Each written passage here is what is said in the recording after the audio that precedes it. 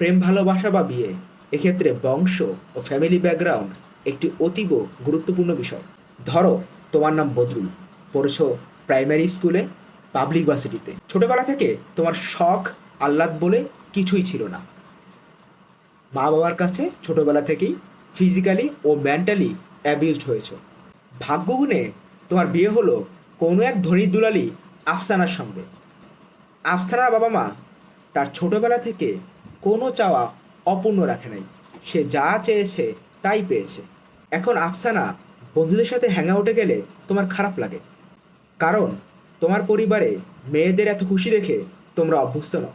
সারাটা জীবন নিজের মাকে রান্নাঘরে বসতে দেখে তুমি অভ্যস্ত।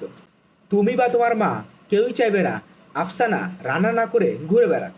আফসানার এই ভালো থাকাটাকে তোমার কাছে মনে হবে স্বার্থপরতা, কেননা নিজের ভালো থাকাকে তোমার পরিবারে এভাবেই দেখা হয়। আসলে তোমারও দোষ নেই। যে পাখি উড়তে পারে না সে ওড়াটাকে পাপ না ভাবলে তার মানসিক শান্তি বিঘ্নিত হয়।